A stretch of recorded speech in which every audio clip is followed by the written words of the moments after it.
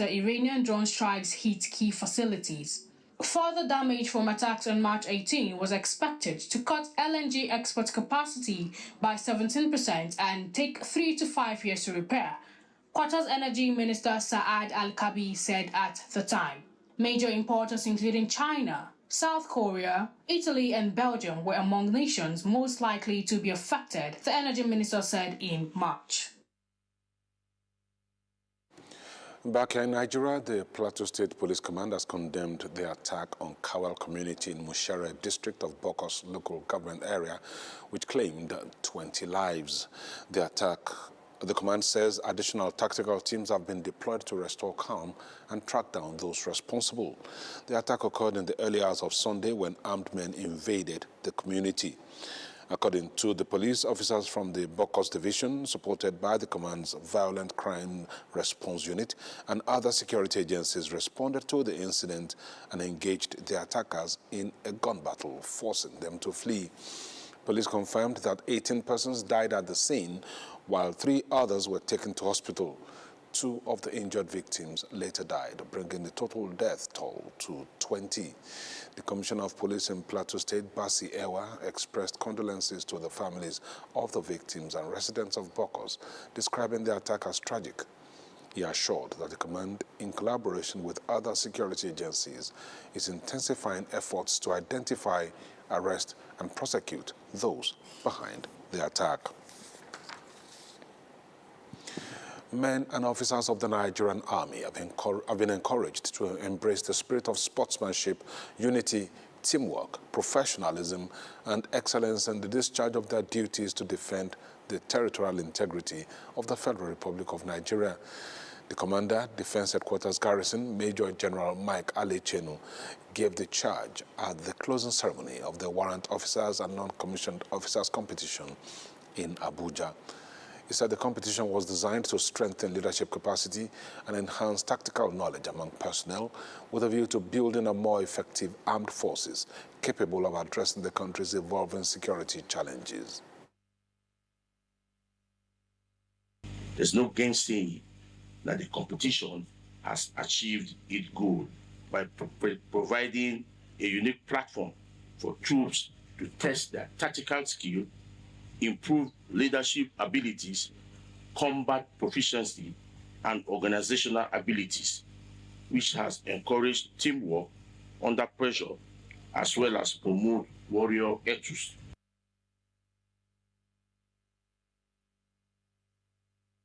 So stressed that continuous training and retraining are essential to enhancing operational efficiency, improving productivity, and strengthening the fight against insurgency.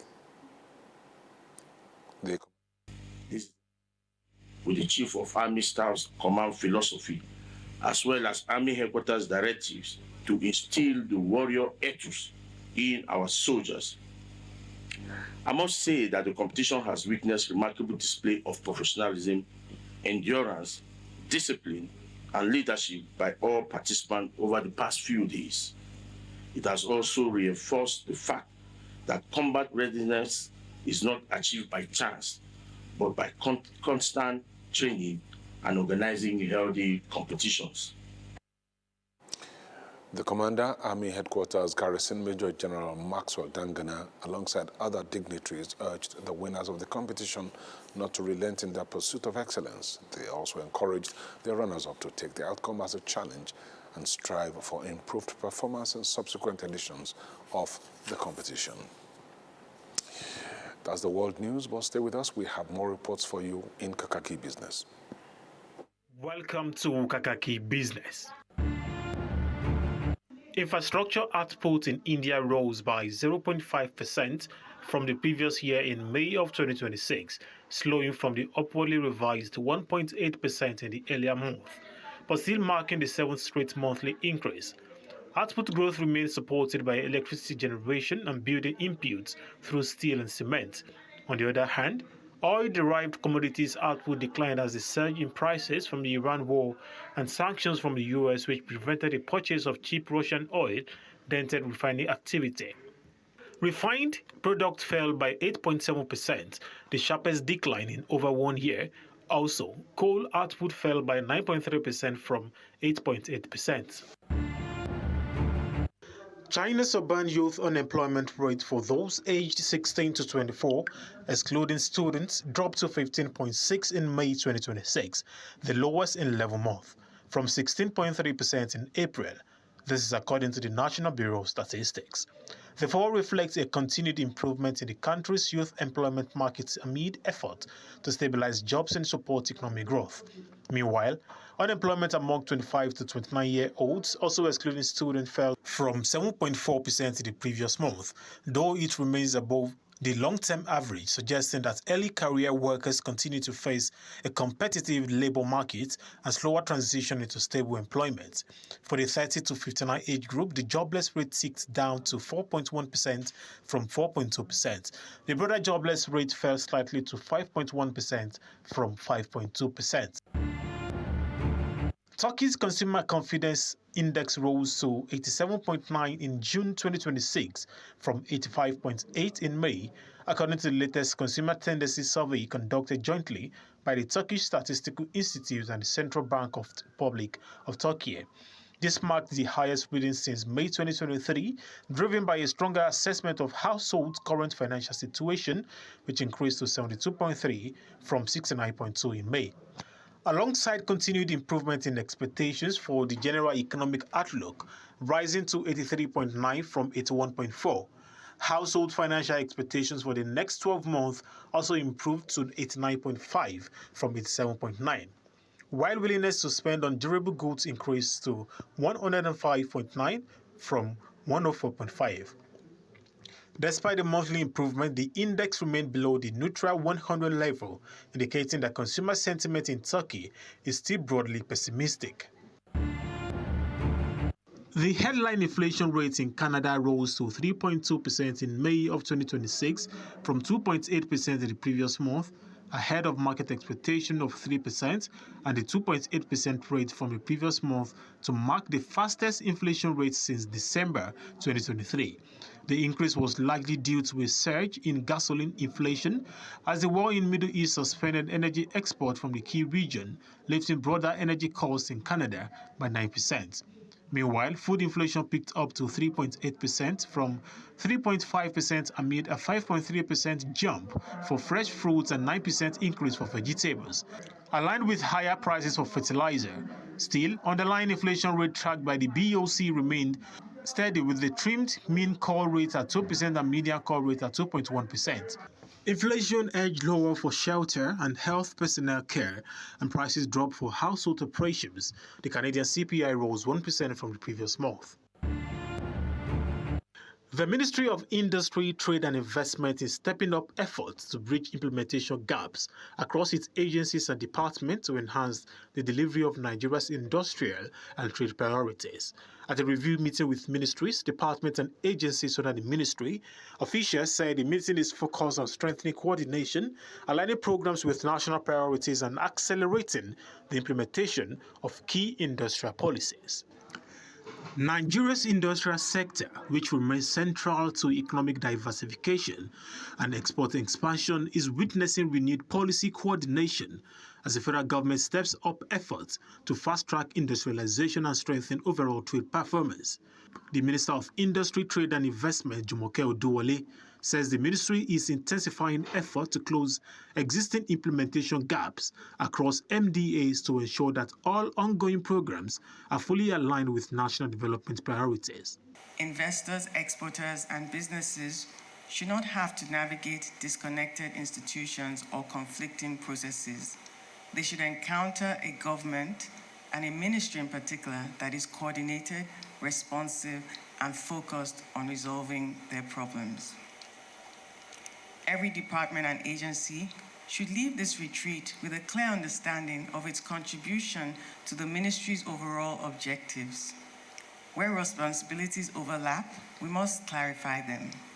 Where processes are slow in delivery, we must simplify them. Where interventions are not producing the required results, we must be prepared to adjust them. Each of the objectives that we planned were intended. Progress is being made, progress is being recorded. Perhaps what is different is that we spend so much time working on an implementation matrix, as much time as we spend trying to develop the policy. Because of the past experience, no matter how brilliant the policy is, it has to be implemented, it has to be executed. So the present NIP is big on implementation, and we're not leaving anything untouched in terms of having to achieve that. The meeting provided a platform for agencies under the Ministry of Industry, Trade and Investment to review progress, identify implementation challenges, and strengthen coordination mechanisms to advance Nigeria's industrialization drive. No country thrives and survives in isolation anymore.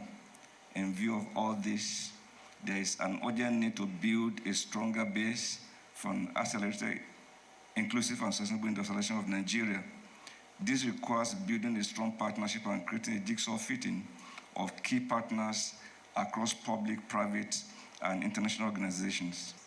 Accordingly, strategic alignment within the FMITI requires the department agencies to ensure initiatives, programs, intervention demonstrate a clear contribution to these priorities and support the government's broader economic transformation agenda. They explained that the ministry's 2026 agenda is aimed at translating national priorities into tangible results through 4 key pillars, while reaffirming Nigeria's commitment to strengthening its position as a leading player in trade and economic integration across the African continent. And that's Kakaaki Business. Good morning.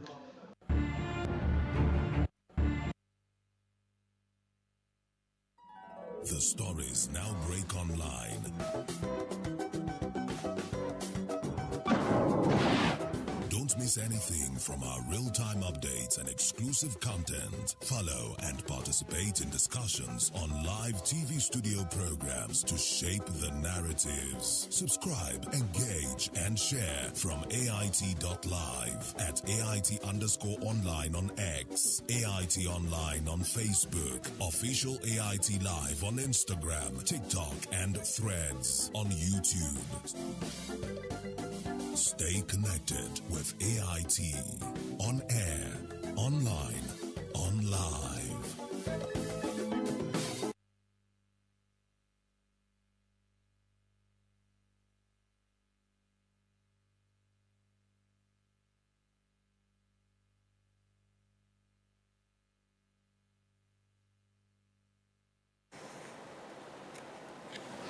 All right, thank you so much for staying with us. You are watching Kakaaki, the African Voice, this Wednesday morning. And of course, we'll be bringing you a few more reports looking at some issues that are going on in Nigeria. And this one we're bringing to you is talking about the kidnap in Orire local government area of Oyo State. And it's been 40 days since armed bandits raided 3 schools in that local government, vanishing into the bush with dozens of school children and some of their teachers. What began as a swift, violent raid has now stretched into weeks of agonizing waiting for families and teachers in a community famous across the Southwest for its deep passion for education. Now, the Catholic bishops of Ibadan, ecclesiastical province, are declaring that the delay has become completely unbearable.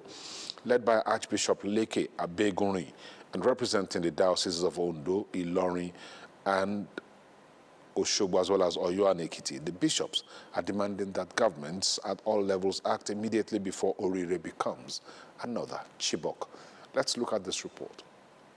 The bishop slammed the attack as barbaric. They noted that innocent children are now sleeping in forest, while kidnapping becoming normalized. The security breakdown goes beyond schools.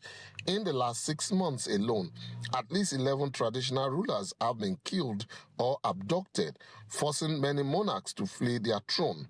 The cleric warned that official speeches and condolence visits have failed to bring safety. Federal and state governments all over Nigeria, Nigerians today seem no further than where we were 10 years ago with security of lives and property.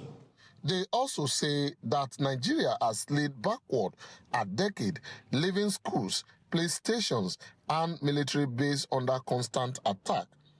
Violent kidnapping is becoming normal news across farmlands and villages which are regularly ravaged and seized. Policemen and soldiers are attacked and murdered, and now schools are under attack.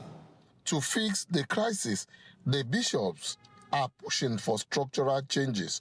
They want the federal government to fast-track the approval of state police and clear criminals out of local forests. They also strongly condemned the policy of reintegrating repentant bandits into society while victims face total neglect. They clearly criticized the federal lawmakers for going on recess during a national crisis, urging all Nigerians to pray for the safe return of the children. Femi Amusho, AIT News, Ibadan.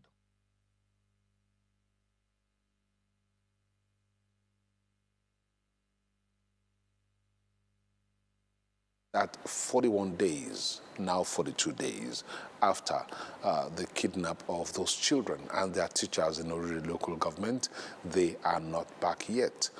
Anyway, so much is still going on in terms of, regarding that particular kidnap incident. But don't let's forget that other students were kidnapped in Borno State and that they also need to be brought back. Students across the country have been kidnapped. They need to be brought back. Okay, let's move on now and bring you our social intervention segment. Don't forget, 7 a.m., it will be time for the newspaper review.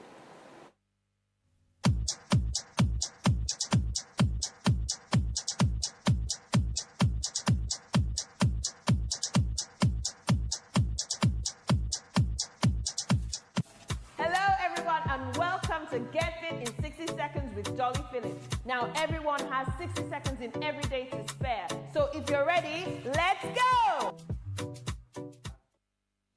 Hey, we're here again, still on the chair series. So we're working our lats now. Still shoulders and back. We're going to lift up our weights to shoulder level. Are you ready? On your time, start now. Let's go. Ooh, nice and easy. Now I know you're using light weight, you might want to go higher than your shoulders. There's no need to do that. Just keep it. Shoulders. Yes. Shoulders. Only. Don't go higher than your shoulders. Stay there. Nice and tight. Remember, keep those abs super tight. Work. Ooh, lovely. Here we're working the lats. We're working shoulders. We're working our upper back. Amazing work out there. Good job. Now your time ends in 3, 2, 1, and time. Well done. Well done. I hope you had a great workout. Anyway, what I need you to do is to follow us on Instagram at Alpha Fitness Studios and subscribe to our YouTube channel, Alpha Fitness Studios, for free workout videos, free dance videos, sales and promos, and make sure you join us at the gym, Alpha Fitness Studios in Lekki Phase 1 next time you're in Lagos. So until the next time, bye-bye.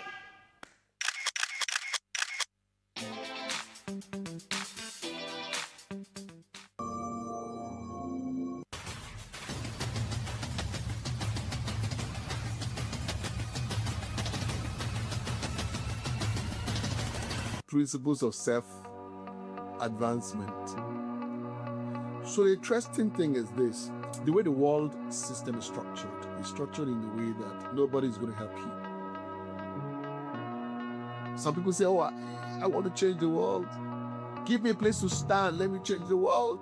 And I say, no way. Nobody's going to give you a place to stand.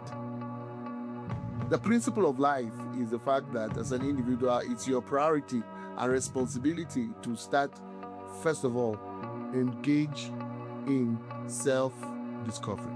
When you understand the concept of self-discovery, so what it does for you is that it gives you a picture of the possibilities of your future. It gives you a challenge that you can build something significant. It means that you can play a role in this life. You can have a place in life. This life can give you a place. It's self-discovery that opens you up to those possibilities, because you begin to see your strengths and you begin to see what makes you strong, you begin to see what makes you weak. And therefore, world leaders who want to make a big difference understand the fact that once they can decide to pursue the area of their strength, that particular thing that gives them strength, the day they made that decision to progress, to move into the path, the next part, which is personal development, that is the day that they have started the journey of personal advancement. And that personal advancement is growth related. That personal advancement is a stretching game. That personal advancement is the keep at it factor kind of game. That personal advancement, in my own context, is more of this individual doing everything he can in order to do what? To first of all grow himself, because he has to become first before he can play in the marketplace. So what that means is that the moment the individual now continues to stretch that game, then he gains mastery. It is when he gains mastery that his journey for personal advancement in the marketplace, from that point of view, it changes. It's no longer the journey for personal advancement. It is now the journey of building others. It is now the journey of transforming others. It is now the journey of adding value to other people. So that's the critical element we're talking about here.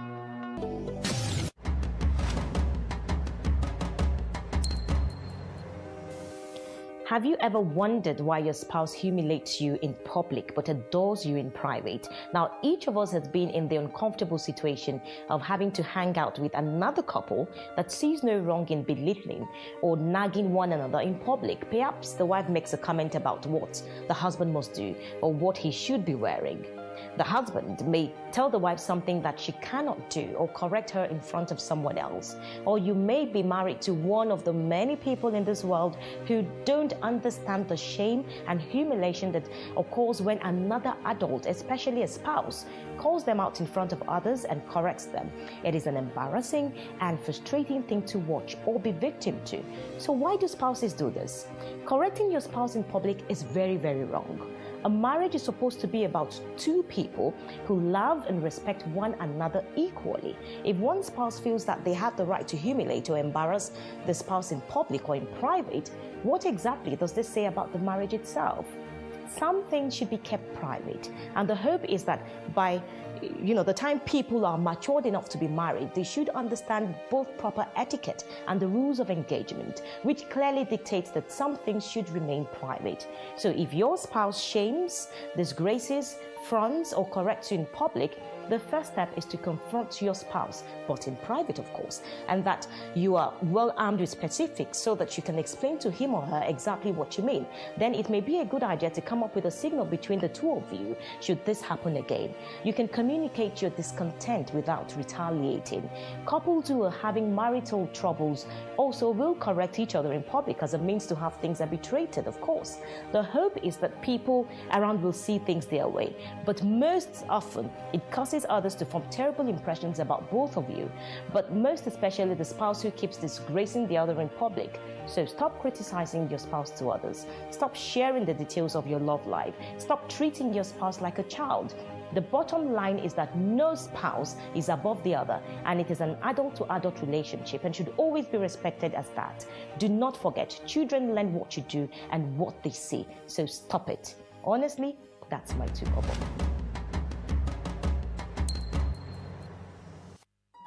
The stories now break online.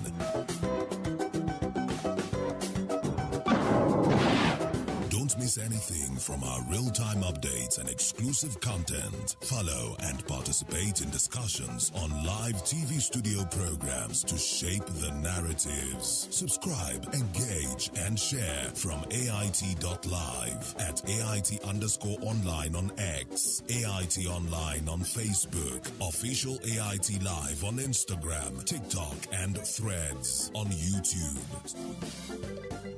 Stay connected with AIT. On air, online, on live. Get ready for a bold new chapter in political discourse. The conversations that matter most are stepping into the spotlight like never before. Political Platform, the hard-hitting, no-holds-barred program you have trusted on Raybar Radio is making a powerful move to television. Tune in to Africa Independent Television, AIT, as Political Platform debuts on your screen, bringing deeper analysis, sharper debates, and the voices shaping our nation's future right into your screens. From policy and politics breakdowns to real-time discussions with key stakeholders, this is more than a program. It is where opinions are tested, truths are uncovered, and the people's voice is heard. Join seasoned hosts and expert guests as they tackle the issues that define our democracy. No filters, no distractions, just real talk. Political Platform, now on AIT, 9 to 10 a.m. every weekday. Stay informed, stay engaged, be part of the conversation. The issues as they break, the multitude, the political figures, the state and non-state actors. It's a serious threat to democracy, and our governments seem to be incapable of protecting the scheming. This is not a period we should sit back and go. Every part of this country is equal. The intrigues. There can be no one person that is bigger than the party. Deft moves and the momentous declaration. We didn't get any protection. I'm not particularly against anybody. We track and capture them all. I don't believe in godfatherism in politics. Follow in-depth analysis and no-holds-barred interviews. Armed forces of the country is well capable. They need the political will. Are they just waking up from sleep? Is there complacency? Feel the pulse of happenings in the political arena on AIT Democracy Today. Widely acclaimed authority on politics. Monday to Friday, 7 p.m. Nigerian time.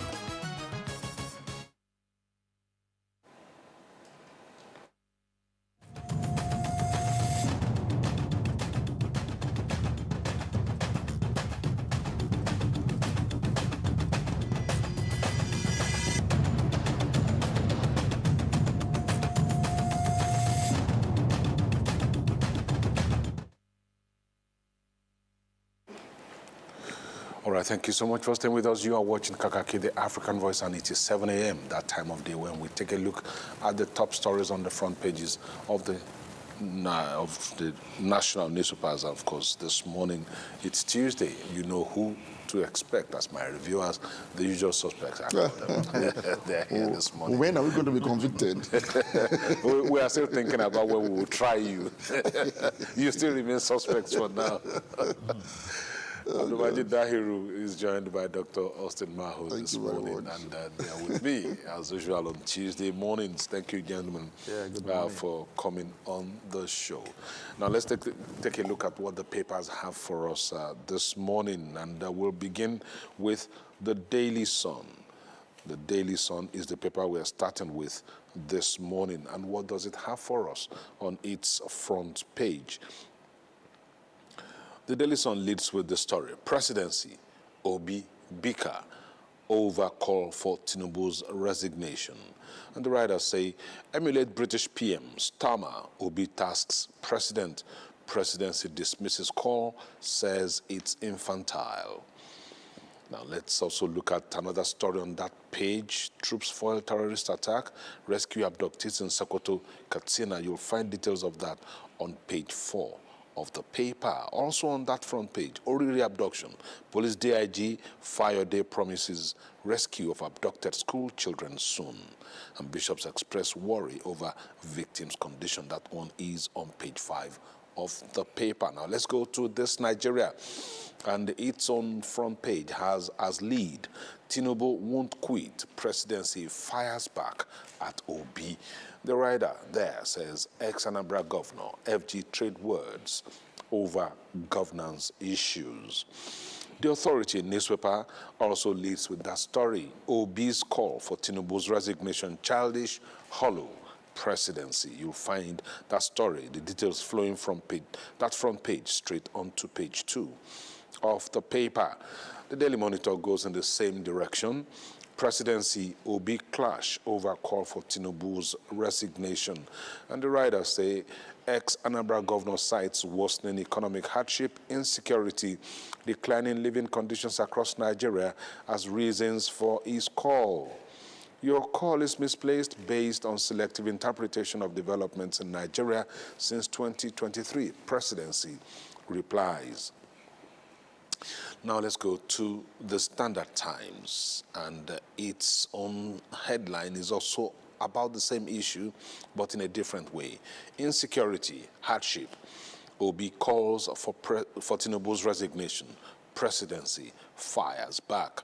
The Daily Asset also reports that same story, but in a different way, with the headline saying, Presidency fiercely tackles Peter Obi over Tinubu resignation call.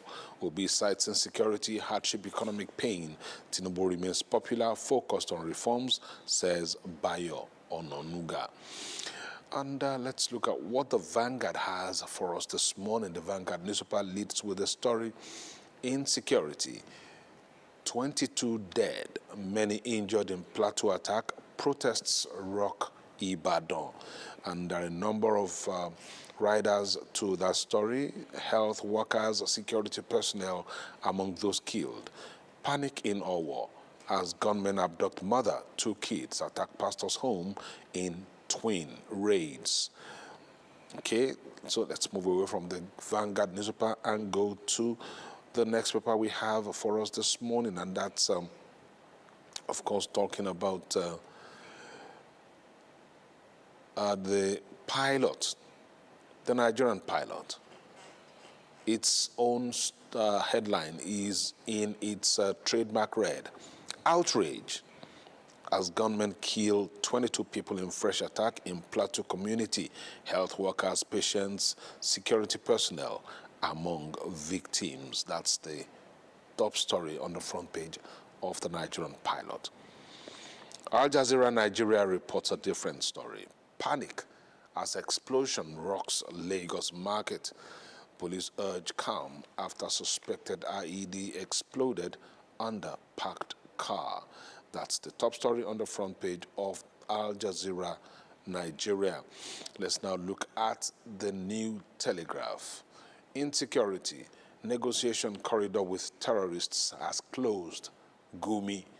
That's the headline there, and it has riders. Faults FG's approach. Terrorists' presence caused panic in Niger communities. And those, there are more riders there, but you can look them up. Now let's move on to the next paper that we have, which is the Daily Global. Defamation court remands Sowore in Kuje prison. That's the top story there on the front page of the paper. Let's go now to the next one, which is GWG.NG. Its headline says, Kuje feels like a vacation. Sowore reacts after prison remand. And that's how the paper reports it this morning. Now let's go to the Observer's Times. Its own story is also about courts, but in a different direction. NSA phone tapping. Court admits DSS Arise TV footage. Adeyanju's testimony against El Rufai.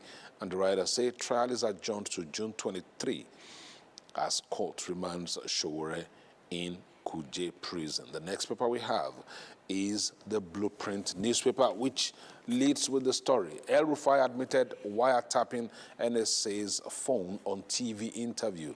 DSS witness court remands Sowore in Kuje prison. Details on page 8. Now, the Leadership newspaper also, this morning, one of the papers we're looking at, its main headline says, FG morals tightening cashless policy to curb kidnappings. You'll find details of that on page 4 of the newspaper. Now to the Guardian newspaper. Its own headline looks at the cost of living and says spiking bus fares, rents force Nigerians to live in cars, offices and shops. And you find graphic details of all of that on the front page of the paper. Now, let's move on to the next paper, which is the Daily Independent. Its own story also is about the cost of living in Nigeria. Households, businesses lament power costs. amid blackouts. And the story flows from the front page, continues on page 29 of the newspaper. I cannot but take this story on the front page of the Daily Independent. Cooking gas crisis. FG orders crackdown on hoarding speculative storage. That is also there. The Whistler is the next paper we have, and its headline says, how 15,831 Nigerian trained doctors saved UK 6.56 trillion naira in medical training costs. You'll find that on the front page of the Whistler with graphic details. Nigeria's third largest source of foreign trained doctors in UK, 242 million Nigerians left with 55,000 doctors. All right, that's the last paper that we have for you this morning. Let's now bring the issues to my reviewers, looking at all of the issues this morning, a few of them rather. Majid, I'm going to start with you. The bickering between the presidency I was hoping you start with my editor. But no, I want to start with you. He has been away from the studio for a while, so let him warm us up. Yes, that's why I'm starting with you. I'm seeing you for the first time in a long time. Well, it's a very healthy development. Once in a while, it's good to rattle those in power by opposition leaders. So it's fire for fire. Obi fired the first shot yesterday when he said, following Mr. Kestaba's resignation, that Tinubu should follow that example. And so the Tinubu also have fired back to describe his call as infantile. So sometimes it's good for the polity to have this level of vibrancy. So Obi is playing his role as an opposition leader. After all, President Tinubu once called on former President Jonathan to also resign over insecurity. Yes. So what Obi is doing is simply playing the role of an opposition leader, trying to keep the government on its toes, trying to remind them that they don't need to be too comfortable in the midst of all of the myriads of problems Nigeria is facing. So, in fact, I think Obi, like I've always said, Obi is simply the star of opposition in Nigeria. He's unrelenting. I mean, he's everywhere and about. And always, if he's not tweeting, he's making statements about government failings and failure. And that is the role of opposition, from A to Z.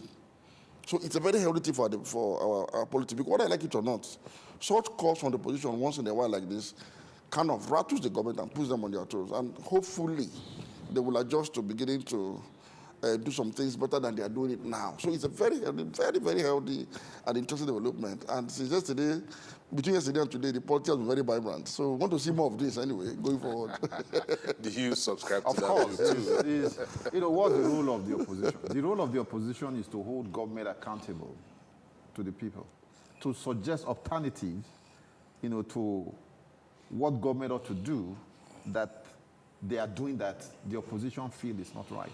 So he's playing his role. And it was, to me, it was properly timed because of what happened at 10 Downing Street yesterday when Keir Starmer, because of the leverage he has lost within his party, has to throw in his resignation. A lot of people may say they didn't see it coming, but it just happened unexpectedly. But President Tinubu has not lost support in his own party. Yeah, of course. That is why it's a healthy debate. It's like a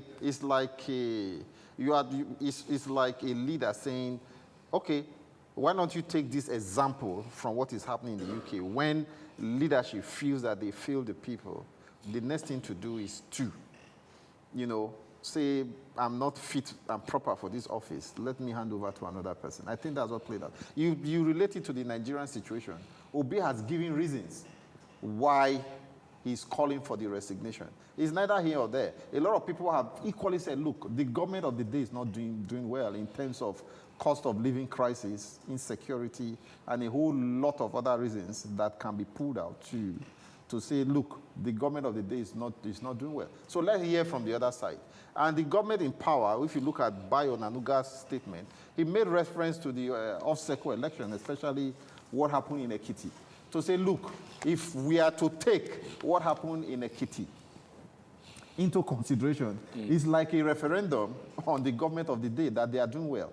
And that's why I subscribe fully to what Moji said, that, look, it's good for the policy. That's what democracy is all about. Let's hear from both sides and let the people decide who is right and who is wrong to be able to make informed decision about the government of the day. So we need more of this, especially as we head towards the 2027 general election. Okay, let me take a few reviews from our other reviewers. All right. Those watching us on our YouTube channel. And Michael Movudu says, I don't think Obi should ask President Tinubu to resign. He should prepare for the 2027 elections to test his popularity. We all know that this government has done very well. But Oguche Sunday doesn't subscribe to that. He says, are these people in the presidency not in the country when Tinubu called Jonathan so many unprintable names and also asked him to resign? What goes around comes around. Victor Temba, no, Emmanuel Diala is the one I'm taking now because that's on this topic. He says if Tinubu is honest to himself, he should have resigned for a long time because he has failed Nigerians. Those eating from him will not allow him because of what they are benefiting. And Oguche Sunday reiterates, telling Tinubu to resign is the least of demands. Plenty coming from our viewers this morning on the YouTube channel. You can be part of it too. At Africa Independent TV, that's where you'll find us if you want to join us on YouTube, just in case you're about leaving home for work. Okay, let's move on now and look at another issue this morning that's on the front pages of the newspapers. And of course, we'll be looking at Plateau State. 22 people dead as protests rock Ibadan. Now, several more people are injured in Plateau, I think in Bokos local government. So I don't know what you think about this, because it's as if while we are trying to quash one, another springs up from somewhere. You know, the greatest threat to the continuous corporate existence of Nigeria as one nation is the crisis in Plateau and Benue, or if you like, Benue Plateau. Because it touches at the very convergence of identities in Nigeria, North and South, Muslim and Christian. And as long as the intelligence community, the government of the day, past and present, keeps looking at this crisis in Plateau through the narrow prism of communal crisis, a solution will never be found. This is unacceptable. You see, we're not in a jungle. We have people who simply slip into a community at night, mostly at night, and go and slaughter men, women, and children that are sleeping after a hard day's work at the farm. And you call it a communal crisis. I've always said it. I've lived through different kinds of crises. I come from a place that used to be known for crisis. It was because of the crisis in Okene, my hometown, that the federal government had to quickly construct a road through Abajana to divert traffic from those going to Lagos to go through Abajana, so they don't have to come into Okene town. I used to be scared of passing through Okene. So I've lived through different kinds of crises. I witnessed communal crisis. You see, in a typical communal crisis, everybody's involved. The regular people you know. The people you know. For instance, if you lived in the village, and your village is going to go into a communal crisis to the next village, same Dr. Mahao's village, you and Dr. Mahao will carry cutlasses and guns and face each other. Maybe you were drinking beer the night before, and then you went home and something triggered it. You see people, physical people you know.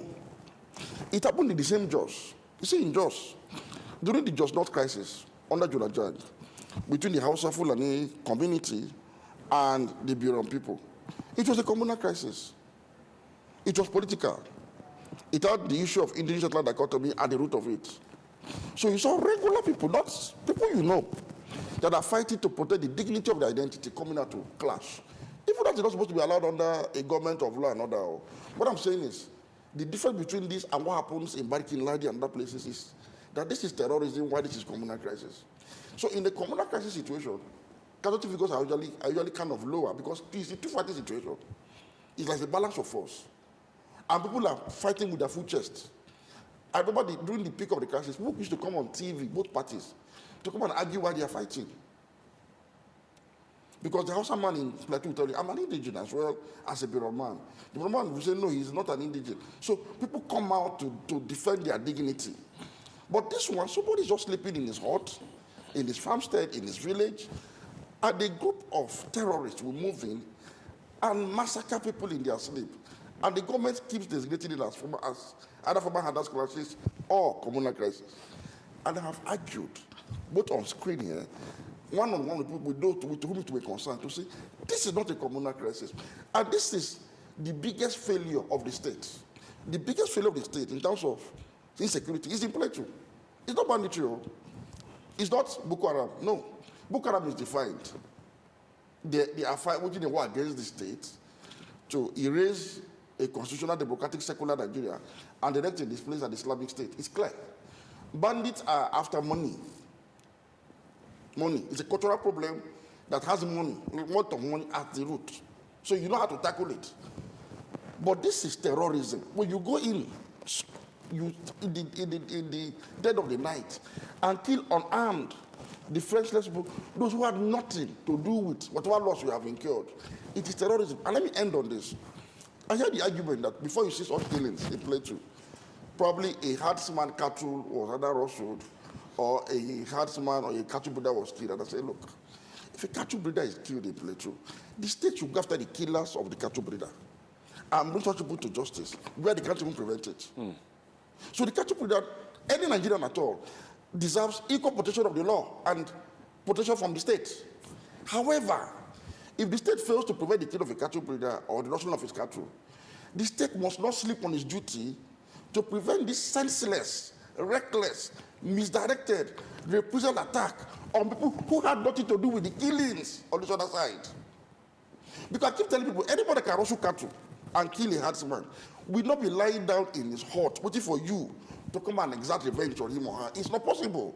So the person must be a high net worth criminal or terrorist himself. He knows what he's done. He's expecting recrimination for it. So have slaughtered couldn't be responsible for rustling your cattle. They won't be this poor. They won't be this vulnerable.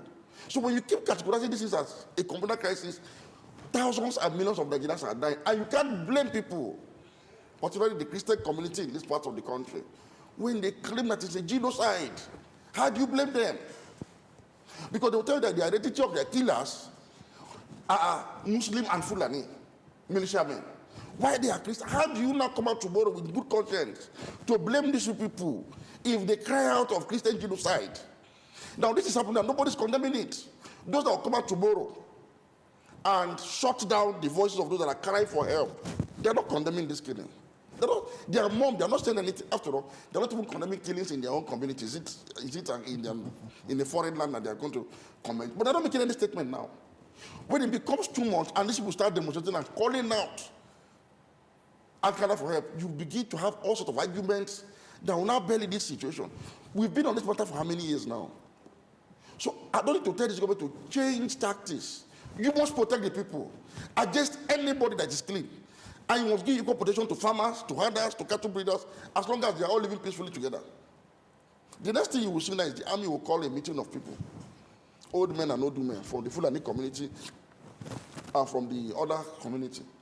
And I keep asking the army, if these old men and women are responsible for these killings, why are they not arrested and prosecuted and jailed? Why are they having meetings? Why are they having meetings with people who know about killers if they are responsible? You've held meetings upon meetings, and I tell you, the killers are not in this meeting. But I blame the government of Plateau. I blame the people of Plateau for attending such meetings. Yes. Are you a killer? Are you part of those killing?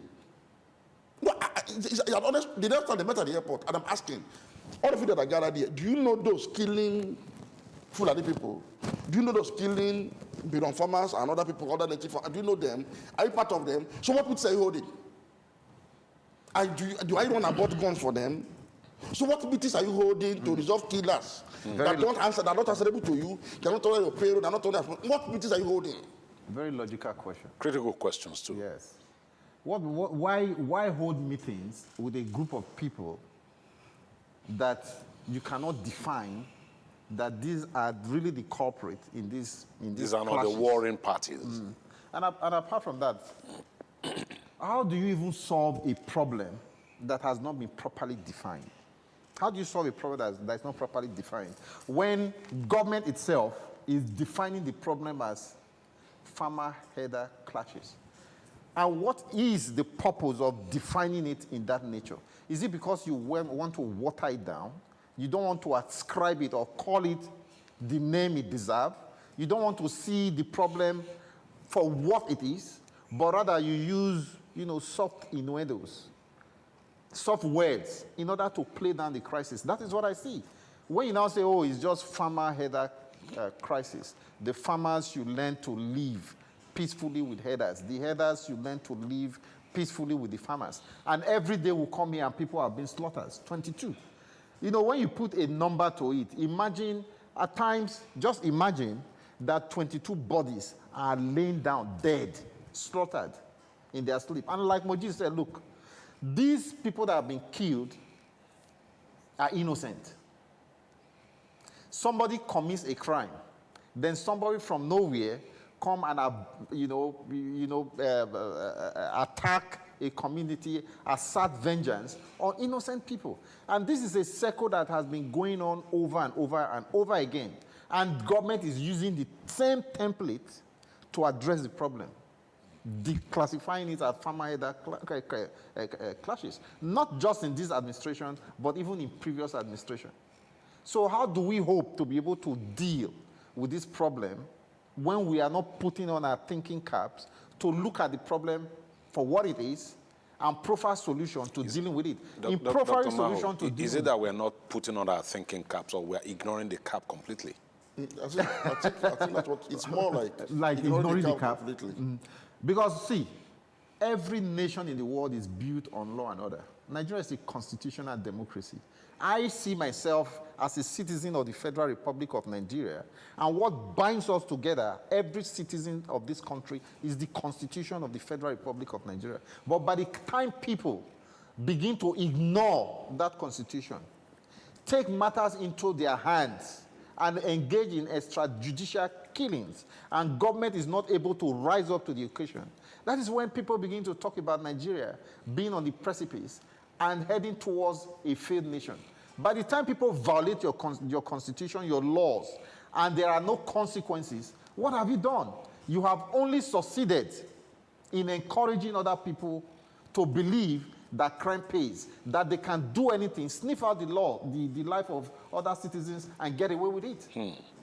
Okay, let's move away from that, although it is something that we can really discuss for the next 1 hour. But let's look at another story here. On the front page of the Observer's Times, and of course on the front page of Blueprint newspaper, you have the story, NSA phone tapping, court admits Arise TV footage, Adeojo's testimony against El Rufai. Majid, this is one issue that has attracted a lot of attention and comments from people across Nigeria. God. Where do I start from? Because, okay, well, the matter is before a law court. And all we can call for is fair hearing and justice for the accused. Because until proving them guilty, he's still innocent. Unlike us that we, as just mere suspects, we have almost completed to go through trial. And we can also call for an accelerated hearing, because justice delayed is as good as justice denied. So we need to see the end of this matter as soon as possible, so that everybody can actually regain his freedom. I mean, there's nothing else to say about this than to say, okay, all parties involved, the DSS should be diligent in the prosecution, the judiciary should be, awake to its responsibility. Yeah, the next hearing is today. So let them accelerate the hearing so that we can get to the end of the matter. Because what we are seeing are short adjournments. So because the allegation actually is grievous. To see somebody is wiretapping the office of the National Security Advisor. Under our laws, it is illegal. Of course. It's a crime. To tap anybody's phone. Anybody's phone. And he actually said it on air, really. He said it. I mean, we all watched it. So, having said it, he now needs to go to court to explain. Yes, one can always say that it is a politically motivated case. Just as his own statement is also politically motivated, because he emerged as the champion of the opposition once he lost out of the power equation within the ruling party.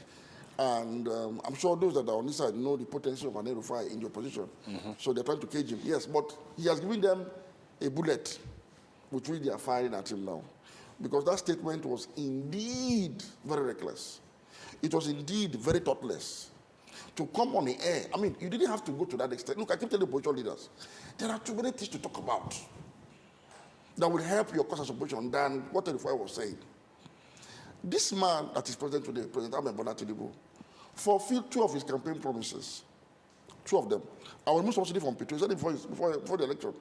And I'll flow the naira. Right? He also talked about tax reforms and all that and all that. Now, in implementing these campaign promises, it plunged us into an economic crisis that I'm sure he didn't see coming. Right? All the opposition needed to do was to take on these policies and tell us that, look, if we win, we will reverse them. And in this place, we'll implement so and so. Alternatives. That would have been more useful to El-Rufai today than what we're talking about now. But this tendency to play dirty politics, pull down the personality of an individual or the government of the day, like they did President Goodluck Jonathan, is no longer relevant in today's democracy. What we would have wanted to hear? Issues. But unfortunately, it didn't happen. I look at it today. But like I said, he actually said something that was akin to confessing to a crime, really. So no matter how you look at it, you can accuse the government of overreacting, of trying to kill a fly with a sledgehammer. But this man made a statement. And again, Tinubu is not Goodluck Jonathan. It's clear. It's not all. Okay. Of course, Tinubu. Dr. Maho. Yeah, Tinubu obviously, definitely is not Goodluck Jonathan. And he's a politician to the core. He knows how to. He was in a. Tinubu, at times you have to give it to him. He knows Nigerian politics. He knows the role of opposition in government. And now that he's in power, he's wielding power. Not Goodluck Jonathan, that at times you see him. He is in office, and he is in power. He's in power. So that's what you're saying. Yeah, he's not pussyfooting when it comes to exercising power. How can DSS is carrying out its function of internal security, protecting the office of Mr. President, when an individual, a politician, a high-profile one, and a highly educated person for that matter, you come on air in a public television, being viewed all over the world, to say you wiretap the phone of Mr. President. Who the hell are you? No, he said the phone of the NSA. Of the NSA, sorry. Of the National Security Advisor. Who the hell are you? So he deserved, El-Rufai is getting what he deserves. And I don't feel sorry for him. Okay. And if they decide to even keep him there till 2017, the gravity of the crime he has committed deserves that government pushes it to get maximum sentence for that crime in order to serve as a deterrent to future politicians. Whether you are politicking for whatever reason, it shouldn't become this dirty. Okay, let's leave that to the court to decide and look at one more story before we go. We just, in a few minutes, how 15,831 Nigerian trained doctors saved UK 6.56 trillion naira in medical training costs. The Whistler has that story. That is, we trained our doctors and then we exported. Did we really export them? They exported themselves? No. They ran away. let's put it the way. There's a young man I used to play volleyball with, and he's a physiotherapist. And once in a while, I would ask him to help with my muscular pains and this when there's an injury. And then the next thing I heard was, oh, he's gone to the UK. And there are many others so I know like that. They're trying to escape stress. Yes. No, it's unfortunate, really. And these are the challenges we face as a country. And that's why we need to come together, because this is just one of the symptoms of the many challenges we are facing. There are deep-rooted issues. And I do not know whether our political leaders have what it takes to reinvent the wheel of the Nigerian nation. Because you can't actually solve some of these Nigerian problems in isolation of one another. It has to be a collective solution to our common problems. But what I see, or what I do not see rather, is in the polity, there seems to be a flight of ideas. Beyond what to say is this buzzwords that we are saying today, resign and not resign and all that. Beyond that, what exactly is on the table from both the opposition and the ruling party as to how to make Nigeria better, really? What are the alternatives out there? What is the critical thinking out there? Look, in the UK, I follow their politics. For UK is far. South Africa.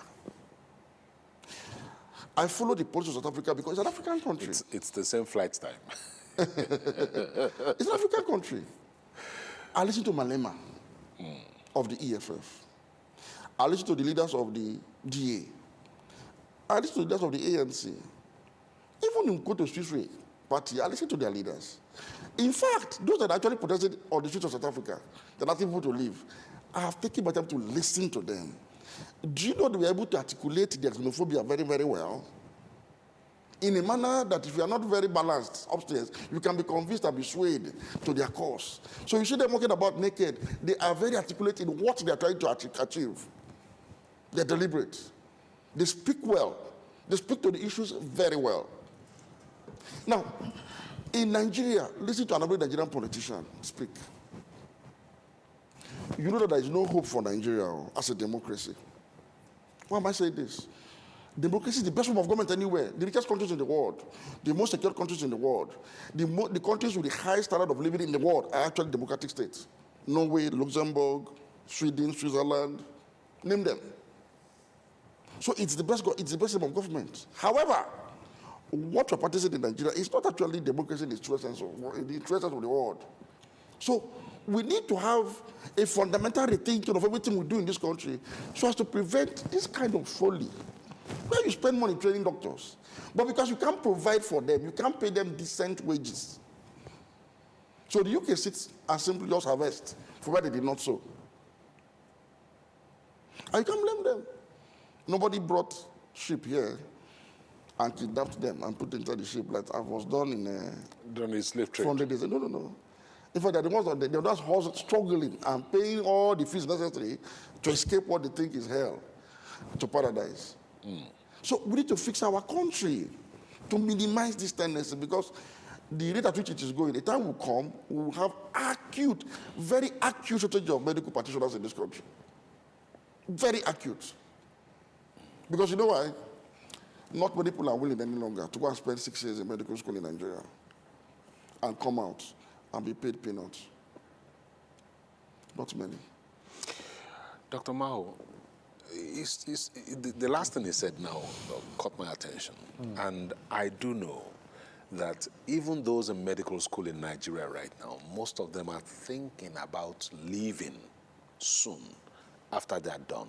But they also face a peculiar situation in the sense that some of them plan to spend 6 years, but they may end up spending 8 to 9 years or sometimes 10 years because of regulatory issues, accreditation issues. You are a university lecturer, so you understand what I'm talking about.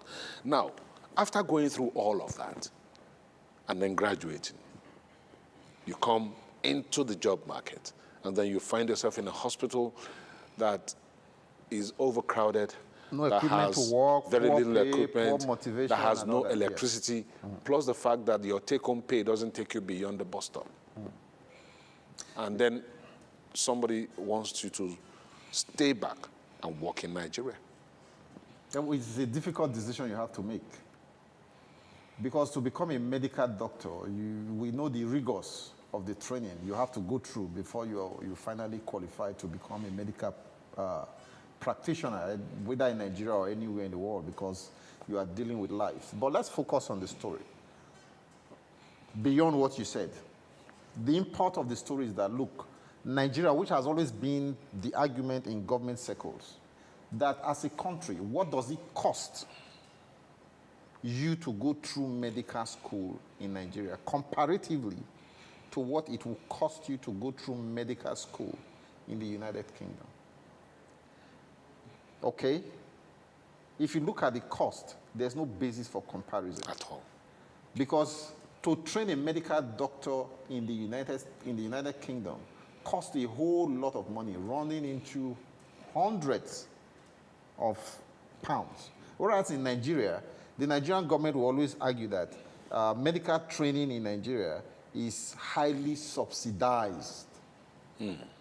So as a result of that, when you are now trained and become a member of the Medical and Dental Council of Nigeria, it behoves on you to be able to use that training that you have acquired at a subsidized rate to contribute to the development of your country, rather than allowing to be, you've gotten this training, then you just run out to the UK and go and use it to support another economy. Look at the figure, which I think we should focus on. 15,000 Nigerian trained in Nigeria, subsidized by Nigeria, save another country 6.5 trillion that they would have used to train their own medical personnel. So it's a big loss to Nigeria. And I think we have to pay attention to the figures because it's a disadvantage to us, but an advantage to the UK. Whereas in the the Nigerian government should equally ask themselves the same question. Why are they living in droves? I listened to the Minister of Health, some time ago, I think early this year, when he said that in the last 3 years, at least within the tenure of this administration, about 3,500 Nigerian doctors have left the shores of this country. Whereas in the UK, there are 15,000 Nigerian doctors. But the total number of medical doctors left in Nigeria today as we speak, this is record from the Health Ministry, is between 40 to 50,000, catering for a population of 250 million Nigerians, which is a huge... It's a far cry from what we need. Disparity. Okay. So these are the issues. We must go. But as a flip side to this, we also look at... We must go. No, I need to add this, just for balance. The only flip side, the only positive out of all of this is that the huge diaspora of Nigerian doctors contributes to that $30 billion that comes in annually as diaspora remittances. So what we need to do is to strike a balance between having too much of people running away and those that are willing to stay. So by increasing the welfare of those at home, so we can have local remittances too. What you're saying is that we're getting a good result from a bad thing, right? Through the back door. All right, thank you very much, gentlemen. We have to go now. Thank you so much, Abdulmajid Tairu and Dr. Austin Mahu have been my reviewers this morning on the newspaper review, and we've kind of had a slightly extended version this morning. I'm sure many of our viewers are happy with that, but that's how it has to be on this segment. Thank you so much for being part of it. Gentlemen, have a great day. Thank you. All right, now time for us to take a look at another issue, go into our very first conversation this morning, but we'll do that right after this break. Do stay with us. Get ready for a bold new chapter in political discourse. The conversations that matter most are stepping into the spotlight like never before. Political platform, the hard-hitting, no-holds-barred program you have trusted on Raypower Radio is making a powerful move to television. Tune in to Africa Independent Television, AIT, as political platform debuts on your screen, bringing deeper analysis, sharper debates, and the voices shaping our nation's future right into your screens. From policy and politics breakdowns to real-time discussions with key stakeholders, this is more than a program. It is where opinions are tested, truths are uncovered, and the people's voice is heard. Join seasoned hosts and expert guests as they tackle the issues that define our democracy. No filters, no distractions, just real talk. Political platform now on AIT, 9 to 10 a.m. every weekday. Stay informed, stay engaged, be part of the conversation.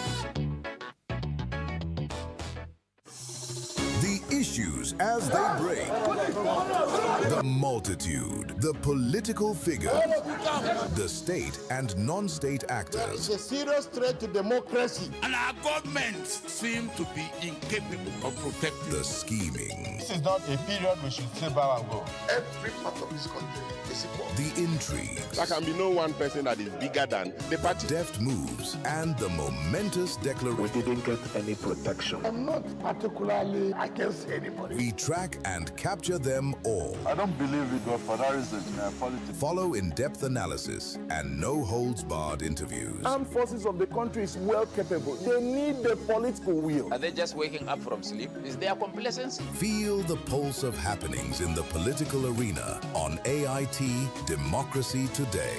Widely acclaimed authority on politics. Monday to Friday, 7 p.m. Nigerian time.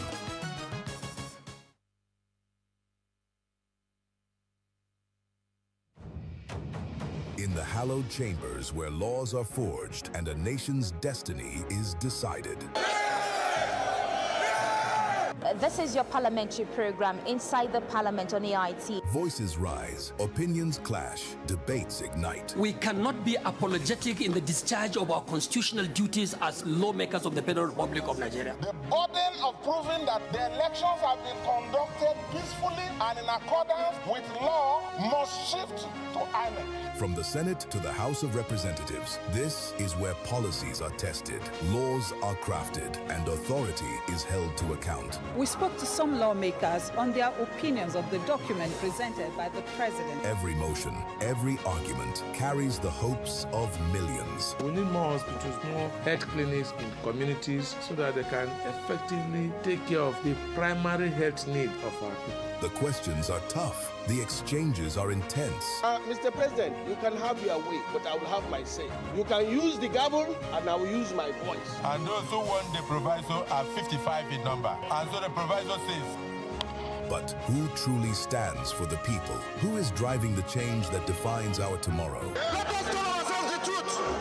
Why are we here talking about LGBT, GTBT, whatever? Get the answers on Where Nigeria Decides on Inside the Parliament on AIT every Tuesday, 4:30 p.m. On Monday morning, Keir Starmer, the Prime Minister of the United Kingdom, stood on the doorsteps of 10 Downing Street and declared that he was resigning his position as the Prime Minister of the United Kingdom. In his statement, he confirmed that he had informed King Charles III of his resignation and directed the Labour Party's National Executive Committee to start the process of choosing a new leader, which, of course, should happen. It will open on July 9 and is expected to be completed in September before Parliament resumes. So, what exactly has taken place? What are the implications for Africa? Because Keir Starmer has been under a lot of, he's been taking a lot of flack, really, in recent times, especially given the fact that a man he appointed as the ambassador to the U.S. was a known ally, a known friend of the convicted sex offender, Jeffrey Epstein. So what are the implications of this for Nigeria and for Africa? Let's take a look at that with Dr. Olushola Kolawole, who is joining me virtually now. He's a senior lecturer at the Department of Business Analytics, Secular Economy and Entrepreneurship at the University of Bradford in the UK. Dr. Kolawole, good morning. Thank you for joining me. Good morning, and thank you so much for having me. All right. One of the first reactions, I'm going to read it to you now.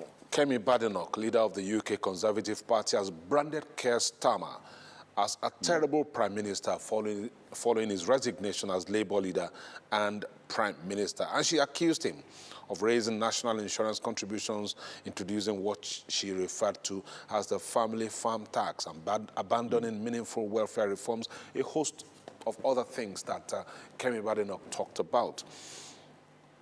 All was looking rosy for Keir Starmer after that landslide victory in 2024. So what went wrong? How did it all go south? Yeah, thank you so much once again, and thank you for having me this morning. I think it would be nice to give you a kind of background to politics in the UK. Before the current Prime Minister, you know, we had the Conservative, that is the Tories, whom the citizens believe they've not done very well at all. Mm-hmm. They were not happy with their policies, especially when it comes to the welfareism of the citizen. And because of that, the Labour Party, they took advantage of that and they came into power. And the current Prime Minister had to lead the party and he became the Prime Minister. Now, I think, which I believe, and everybody also believes, that the issue that is going on within the UK politics is not about the leader. It's actually one of the mistakes they've made, that is leaving the EU.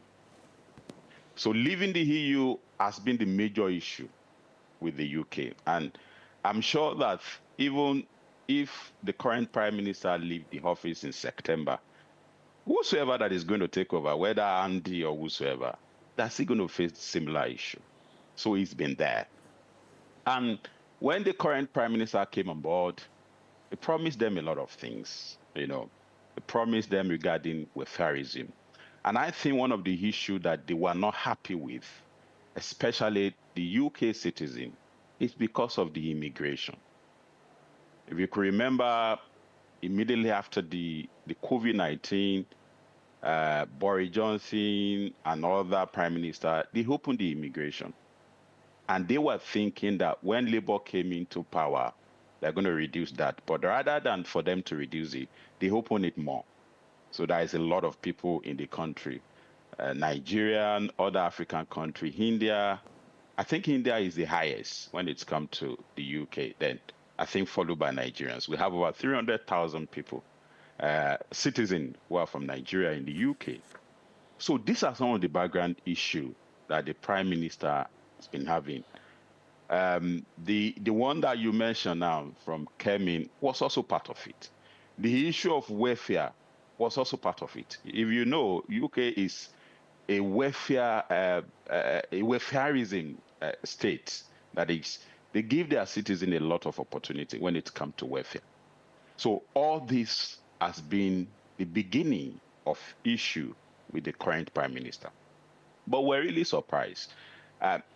Many people were not even surprised, but I was surprised that he would bow to the pressure yesterday when he came out on number 10 and to announce that he will be leaving the office. You can imagine what has been happening for the past few months. And the second thing that really happened was the last local election. I was involved in that last local election as well. The rise of reform was a major issue with them because reform was speaking the language of the citizen, especially when it comes to immigration issue. They were speaking the language, and before you know it, they took over. Most of the local government, which is called council in the UK, they took over. In my own council in Bradford, I think Reform had about 28 seats, out of, I think we've got about 90 seats. They had 28 seats. Then the remaining seats were distributed among the Conservative, Labour Democratic, and so on and so forth. I remember I was where the votes were being counted on that day. And this really annoyed the lawmaker, the close friend of the Prime Minister. They were not happy and they lost confidence, So there's lack of confidence, public confidence that they had on him. That no, because of what happened in this election, we don't trust this man. He cannot win the general election again. And before you know it, they kick against him. So the poor election result was another thing that caused what we saw yesterday. Now, we have the internal Labour Party. You want to agree with me that every party will always have issue. So there are internal Labour Party as well. And dozens of Labour MP, they openly question his leadership. They said they lost confidence in him. And before you know it, several ministers and some of his aides resigned. And they began to say, oh, no, we cannot work with you again. And that is the UK politics for you. So there are issues internally. Another thing that I think has really caused this is leadership needs to communicate problems. If you are a leader your followers, they need to understand what you are going through. They need to understand when something is not going to work. Rather than coming, giving them a kind of positive overview, oh, we're going to do this, but communicate problems. And I think one of the issues that he was having was that he was not communicating issue to them. Scandals is another thing. There are a lot of scandals. The one you mentioned now. How can you appoint Peter Madison, a friend to Jerry, And this is one of the issues that he had. And they believe that you should have known that, yes, this person belongs to this group. Why was he appointed? So these are some of the issues he had. And the rise of reform is another thing. Like I said, we don't know what will happen in the next general election. But I believe that if Labour Party or Conservative, if they don't do anything, the Reform Party will actually take over the UK politics. Though it might not stay for long, but as we speak now, they are going to take over if care is not taken. And I think these are the things that happen. And the Labour Party felt that we need to do something. He needs to leave. They believe in changing of leaders when little things happen. And I think that was what has led to what he did yesterday by coming to number 10 in front of that door to announce that, no, I won't go further again. But last week, 2 weeks ago, he was insisting that, no, I am going to continue, I will fight. But when he noticed that the crowd are no longer there, and he believed that the best thing is for me to leave. I think these are the things that has really happened. Dr. Kaoli, in this intervention you just made, I'm wondering why it took so late for Keir Starmer to realize that his time in office was over, because from the records between the July 2024 general election and early March this year, 12 of his ministers have resigned their appointments and walked away from the government. And it makes me think about some of his policies too. Now, a number of his domestic policies were said to be very unpopular, but which ones do you think topped the list? And what exactly could you break down for us the reasons for such a large number of resignations in his cabinet? Yeah, thank you so very much. You asked a question, why does it take him so long? You want to argue with me that nobody will want to leave power. As a matter of fact, power is sweet. And you won't blame him, I won't blame him as well. He will want to fight and see if it's possible for him to remain in that position. But the fact that the public, not only the public now, the citizen, they've rejected him long time ago. And that was why they voted the reform. And I think one of the major policy was because of the immigration. The larger British citizen, that is the original British citizen, they don't want immigrants in their country. It got to a stage, if you go to London, you'll be harassed if you're a black person, if you are people of color, let me put it that way, because they don't want immigrants. There are a lot of people that say, oh, they've taken over their job, they've taken over this, they've taken over that.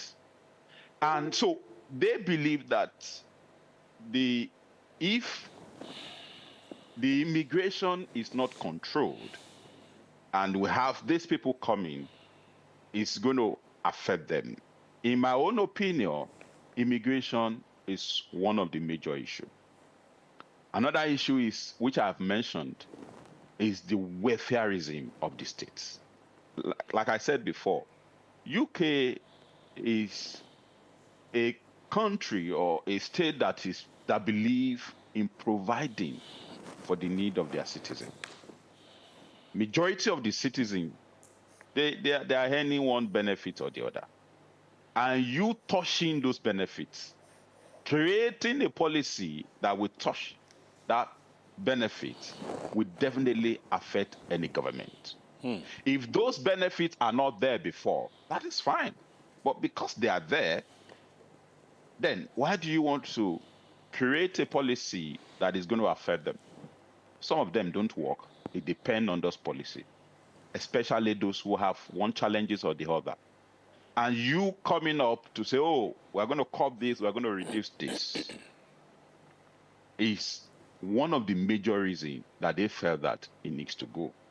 So those are the two things, from my own opinion, that I believe led to the public outcry, led to them losing the election, the local election, and before you know it, the Labour Party, the leadership, the lawmakers, they decided to stand against him, and that is some of the things. Because when you have poor policy, it will have effects on the citizen. And who are the citizen? They are the one that will determine who is going to be in charge of the government. They are the one that will vote. So any of your policy, if that policy does not go well with the citizen, then the next thing is that you are going to be changed. But that is quite different from what we are seeing in our dear country, Nigeria. But in the developed country, that's how it works.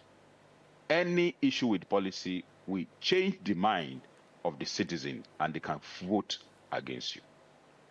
Now, Dr. Kolawole, you talked about, let me take you back to the resignation of 12 ministers from the Keir Starmer cabinet. It's actually listed as the second highest of all times. And it's the highest when you look at a government that has been in office only for a very short period of time, really. But the principle of collective responsibility could have had some role to play in their resignation because they couldn't take ownership of some of the things that they were seeing. But let's look at the appointment of Peter Mandelson as UK ambassador to the United States. How much of an effect did that have on the Starmer ministerial tenure, and of course, what did it contribute to his eventual exit from office? Yeah, thank you so very much for that question. Now, before I touch on Peter, this is not the first time. One of the ways that the UK politics work is that once they want a prime minister to leave, the next thing is the ministers who are working with him, the aides who are working with him will start resigning. During Boris Johnson, the same thing happened. The one that took over from him, the same thing happened. So it's normal. But nevertheless, this was the highest, like you have mentioned. Prime Minister have come up several times to apologize. And one of the things I noticed regarding Peter Mandelson that was appointed, one of the things I noticed in the UK politics is that they don't forgive. When Boris Johnson issue came up, several times Boris Johnson, tried to apologize, but they don't forgive. So he came on board several times, said, oh, he never knew, he apologized, but yes, they were not happy. And it had a lot of effects. One of the effects that he had was that the UK is one of the world leaders. It's part of the G7. So they believe that anyone that is appointed to any authority, to any position, should be someone of high moral. And they believe that Prime Minister will not say he doesn't know about Peter being a friend to this person. So they lost that confidence. And it's having a kind of world effects. That is the way people are looking at the UK. Government is having that effect. They believe, it's going to affect their relationship. with other countries. They might not believe on them again. They might not believe in their policies. They might not believe in their relationship. So it's going to affect, or it's affecting, the world relationship with the UK. All right. Like I've mentioned, UK is one of the world leaders. So I think that's one of the major reasons. And he tried to defend himself, but no. They don't forgive, and they said no. It's one of the reasons why he has to leave. Okay. Dr. Kolawole, please just hold on a minute. I need to put out some information out there. It's 3 minutes past the hour of 8 o'clock. And usually on Kakaaki, the African Voice, at 8 o'clock we bring you Kakaaki Social. I'm sorry to announce that we will not be able to bring it to you today for some reasons that we cannot avoid, health issues and a number of other reasons, but we'll get back to it by the next edition of Kakaaki, the African Voice. Sincere apologies to all of you who have been waiting for that segment of the program. We apologize sincerely for the fact that we can't bring it to you today.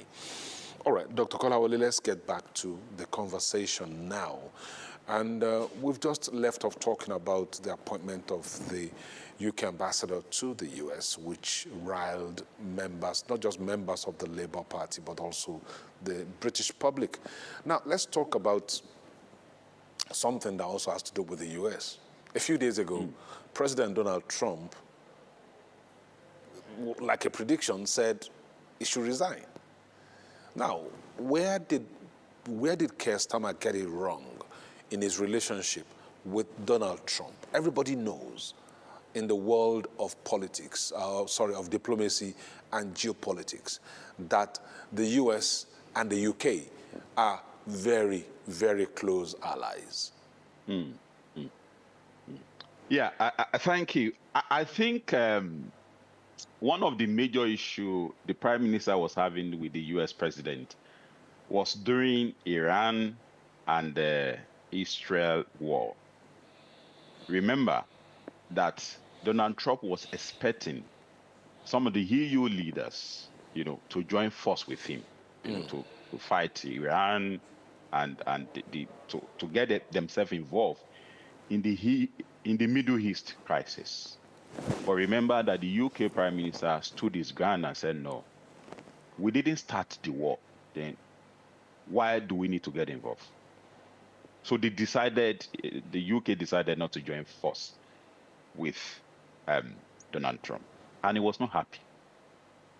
And we all know Donald Trump. He was not happy. There was a lot of things he said during that period. And I think that is number one issue. Now, the United States as well, they also have interest in everything that is going on around the world. They have interest in what is going on in Africa, in EU.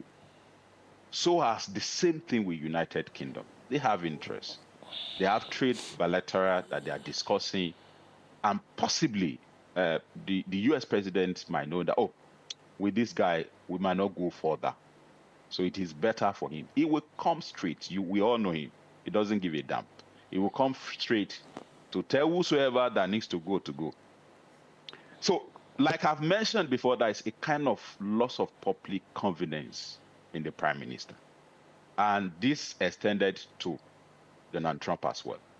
Donald Trump asks a lot of reason to also say that investment opportunities are there.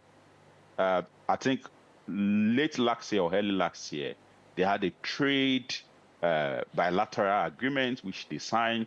They are still working on it. So he might believe that, if this guy is still in the office, that might not work. So he will want to protect the interests of United States, especially the trade agreement that is going on.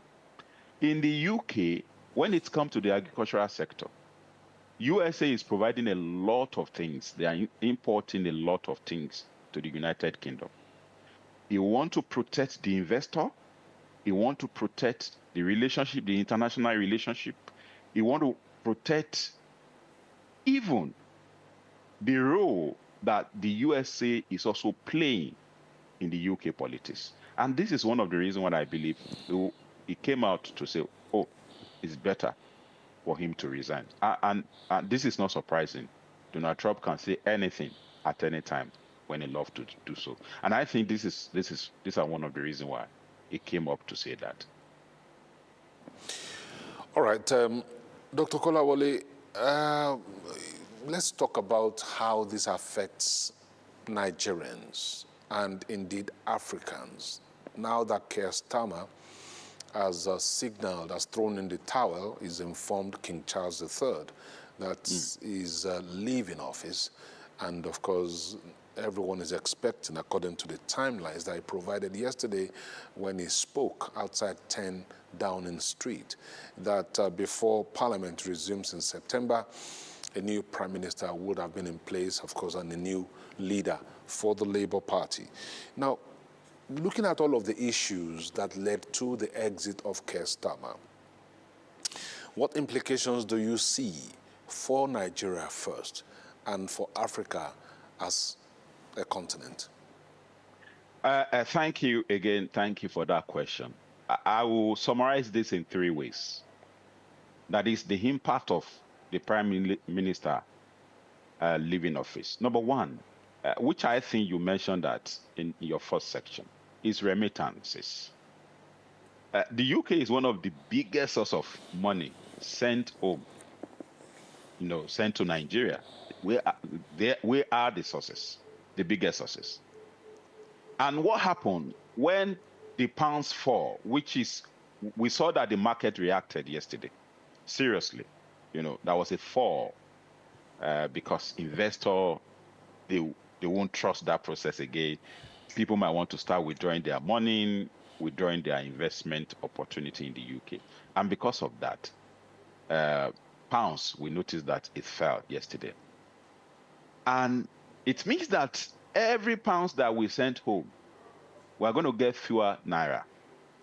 And people who are living in the UK, they want to get bigger money in Nigeria, to do stuff. So remittance is going to be affected.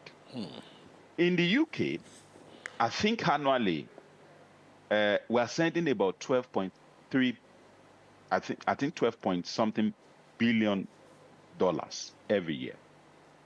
That is the over 300 people that are living in the UK.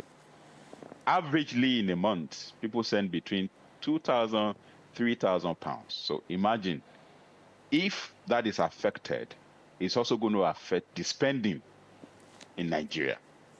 So remittances will be affected. It's going to affect trade. Global supply chain, I'm an expert in supply chain.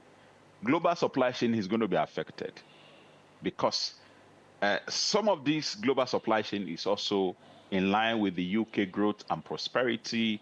When there is growth in the United Kingdom, when there is prosperity in the United Kingdom, what happened? It's going to also boost the developing country, which Nigeria is also included. So it's going to affect, the businesses. Like I've mentioned now, some of the investors, they are withdrawing, their investment, because of that. So it's going to affect global trade, that is global supply chain. Again, the third one is investment, which I've mentioned. Investment confidence is affected now. So when the politics, when there is political instability in a particular country, what happens? Nobody will want to invest. Imagine if you ask someone to go to Iran now to go and invest, they will say no.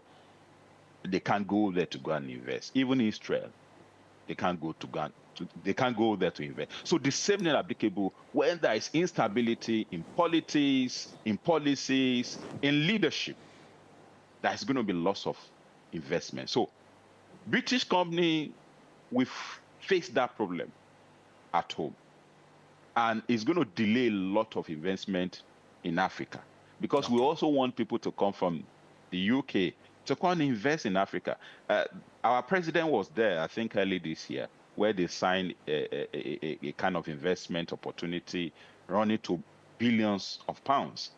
We don't know if that will be delayed now because when a new prime minister comes in, he might want to review some of these things. So there's going to be a kind of delay in partnership, delay in extension of contract. UK is giving a lot of our citizen scholarship, through the Commonwealth. All this might be affected as a result of it. So I'm going to summarize it that way. Remittance, the global supply chain, that is, and trade, as well as investment. These are one of the major, ways that we're going to be affected. Immigration is also part of it. I can add that one as number 4, because when the new leaders come in, what happened? The university in the UK, they are affected because of what is going on regarding the immigration now. Because UK university, they also depend on Africa to get students. But because of some of these policies, leadership issue, we're being affected as well. And if a new prime minister comes, we don't know what will happen. So these are some of the ways that Nigeria and Africa will be affected as a result of the resignation. Dr. Kolawole, one of the newspapers in Nigeria this morning, the Whistler, actually did an analysis of how much the United Kingdom has benefited from having doctors who were trained in Nigeria who work in the UK. And the paper says 15,831 doctors who were trained in Nigeria now work in the UK, saving the UK more than 6 trillion naira in fees that they could have spent training the same number of doctors who now work for the benefit of the United Kingdom. Now, I don't know if you can see the headline there. It says how 15,831 Nigerian trained doctors saved UK 6.5 trillion naira in medical training costs. That's the cost to Nigeria of providing those doctors who left due to the Japa syndrome. Now, I'm looking at this as one of the implications, because when we're talking about immigration issues, these doctors, those who are still in Nigeria, who are planning to leave, are also unlikely to be able to leave as easily as others did. Do you think this is a possibility when we're looking at the implications for Nigeria? And looking at it on the other side, on the flip side, the UK will also be losing something. Thank you. When I saw the analysis during your first section, I was not surprised. And I think the two guests you had, they did justice to that. Because if the welfare in our country is nothing, that can support these doctors, I don't think anybody will ask them to leave. They would definitely look for a green pasture. And that is what is happening now. Now, someone said we trained them in Nigeria for the benefit of other countries, like in the UK, having about 15,000 people. I think and sincerely, in the UK, the NHS, they are still looking for more people to come. And whether a new prime minister comes or not, I don't think the health workers will be affected, because they are always in demand. If you mention other immigrants, that's fine. I would say yes. But when it comes to the health sector, if you come to the UK, you understand. In fact, there was a time I was sick, and I think that was sometimes in December. I went to accident and emergency section. Someone that was sick, I stayed there for 8 hours. That is waiting time. 8 hours? Why? 8 hours. In Bradford? I was in Bradford, yes. I was sick, and I went to the emergency section. Imagine. And I waited for almost, if not more than 8 hours. Why? It is because of lack of personnel. And that was what really affected that time. Lack of doctor, lack of nurses, lack of health workers. So I don't think any policy will affect the health sector. They are still in demand for more nurses. They are in demand for more doctors. They are in demand for more health workers. So to answer your question, I don't believe they will be affected in any way. I think the demand will always be there, and they will be processing, their paper as quick as possible. So the change in leadership might just affect that particular sector, maybe temporary, because they cannot undo the number of what is going on in our NHS. And that is why the government is also investing, to have local British citizens trained. In fact, there is a kind of apprenticeship now for nurses that they just roll out and so on and so forth. So they are doing that to also support what is going on. But the sector might not be affected as such. Okay. Now, let's take that into the future. Let's look into the future now. Because by the time Keir Starmer eventually leaves office, when Labour Party has come up with a new leader of the party and, of course, who will become the Prime Minister, the wave of nationalism that is sweeping across the UK now, just like in South Africa that you talked about, and across even many parts of Europe today, how is it likely to work out? What form do you think it's likely to take if Keir Starmer's successor, whether it's Andy Bonham or someone else, will be taking over power?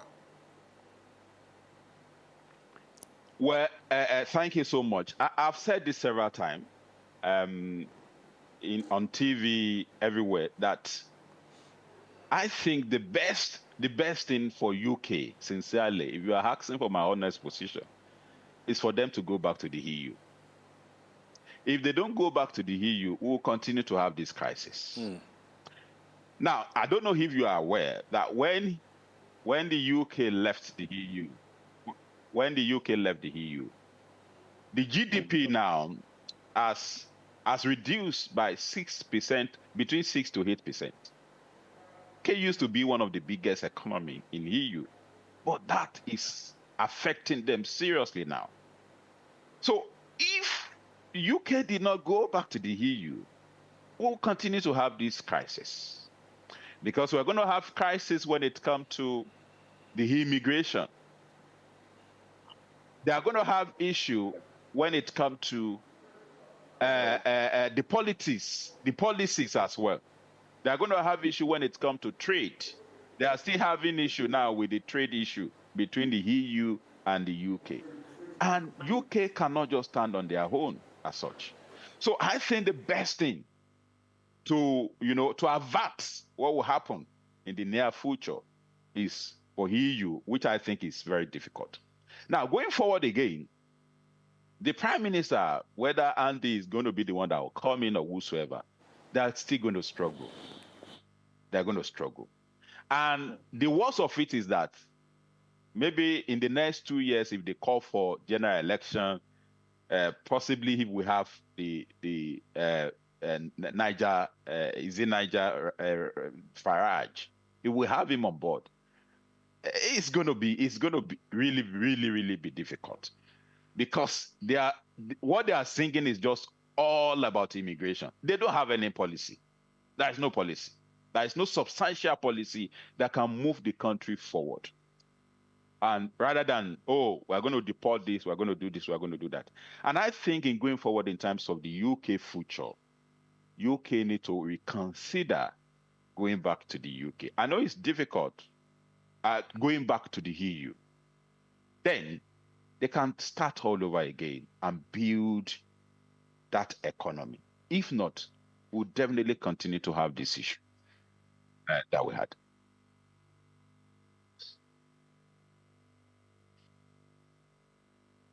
My final question to you this morning is about Africa and our leaders.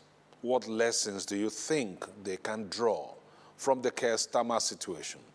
Now, we have seen a prime minister whose cabinet disagreed with him. We have seen a prime minister who became increasingly unpopular at home. We have seen a prime minister who went on a route, he traveled a route that put him on a warpath with the US president, and now he has resigned. So what are the lessons for African leaders here?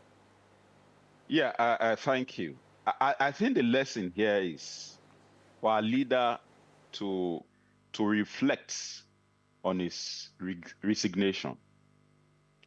And when I say to reflect is when it is time for you to leave office, honorably resign. But in Africa, I think it's so difficult to do.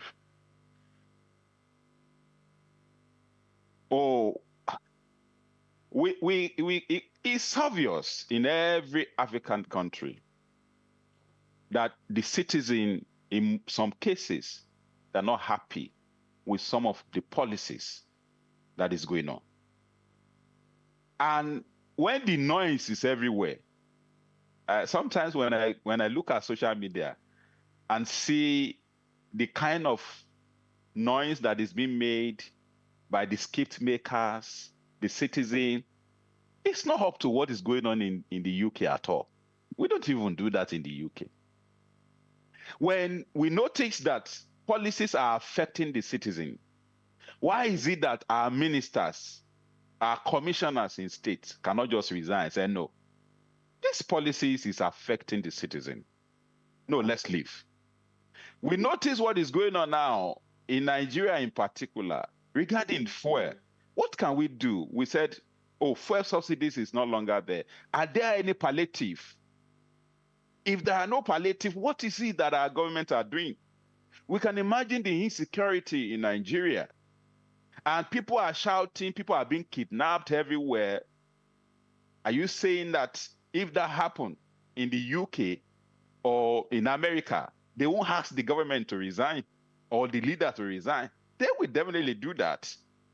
And that is why I said it's a call for reflection for our African leaders. If they are in the shoe of the Prime Minister of the United Kingdom, would they have resigned? Nothing has happened to me.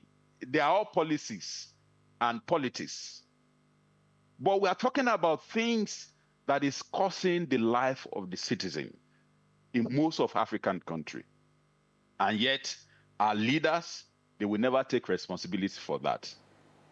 They will never say, oh, or the minister will never say, oh, maybe the chief security officer, maybe the high GP or the military leader. They will not say, oh, I'm resigning because these so people died in so village. I will not do again. But we will not see that happening in our country. But I think our leaders should reflect on that. All right, Dr. Kolawole Amos, thank you very much for this intervention. You have been wonderful. Thank you very much for talking to us this morning, looking at the implications for Nigeria and Africa of Keir Starmer's resignation as Prime Minister of the UK. Thank you so much, Dr. Kolawole. Thank you for having me. Yeah.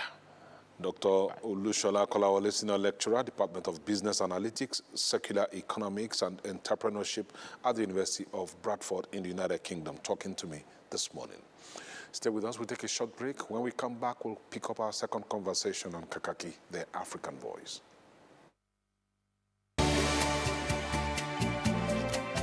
Out you come.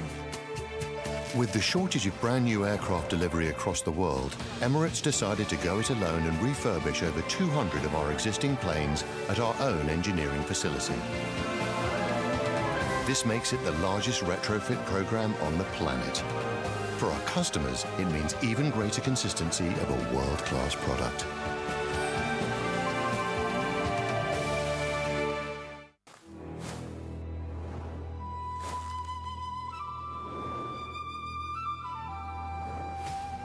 Kakaaki, now available in crayfish.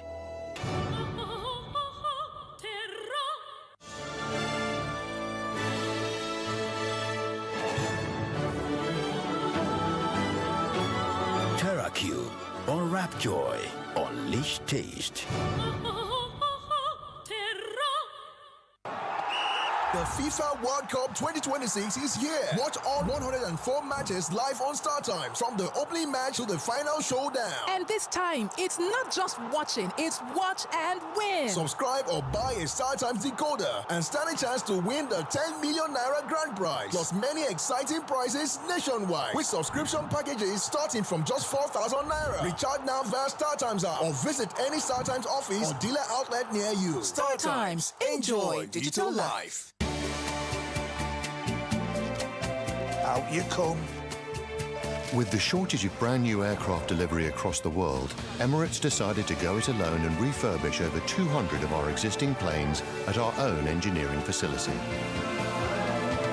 This makes it the largest retrofit program on the planet. For our customers, it means even greater consistency of a world-class product.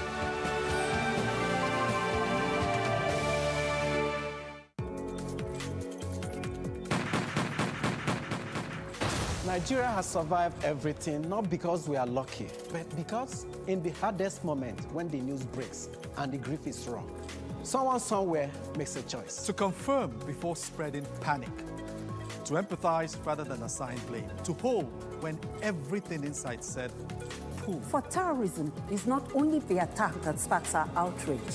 Terrorism is also the choices that follow, the ones that feed division and erode the bonds of nationhood and patriotism that hold us together as Nigerians. Let us choose to defeat terror, one division at a time. Take your post. Choose Nigeria. Let's all unite against terror.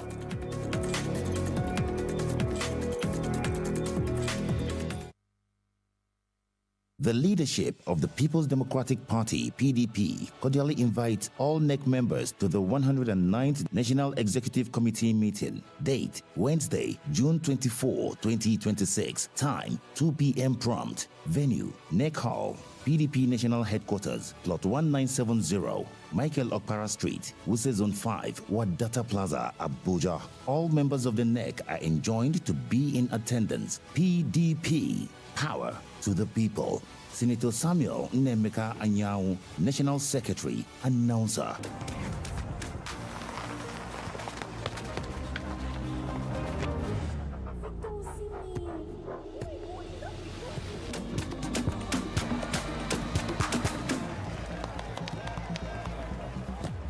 No worries, says good make am. Mogo Bible. Victor, even you, they use money point. Of course now, they use money point. Confirm. Money point, made for your progress. Every day, across forests, highways, towns, and villages, brave men and women stand watch so that Nigeria can sleep. They leave their families behind, confront danger head-on, and make sacrifices many of us will never see. Yet, the enemies of our nation continue their assault. They target our children. They murder innocent citizens. They force families from their homes. They turn thriving communities into places of fear and uncertainty. Their goal is simple: to break our spirit, divide our people, and steal the future of our nation. But Nigeria is stronger than terror. As we demand greater accountability, stronger security measures, and more effective action from those entrusted with our safety, we must also play our part. Support our security forces. Salute their gallantry. Stand with those who stand for us. If you see something, say something. Let us be our brother's keeper. We must never surrender to fear, despair, or hopelessness. This is not the time for division, not by tribe, not by religion, not by region, not by political party. Because terror recognizes no ethnicity, no faith, and no ideology. Its enemy is all of us. And together, united as one people, we can defeat it. For our children, for our communities, for our future, for Nigeria. Join the movement. Stand for our country. Stand for one another. Hashtag Unite Against Terror. Out you come. With the shortage of brand new aircraft delivery across the world, Emirates decided to go it alone and refurbish over 200 of our existing planes at our own engineering facility. This makes it the largest retrofit program on the planet. For our customers, it means even greater consistency of a world-class product.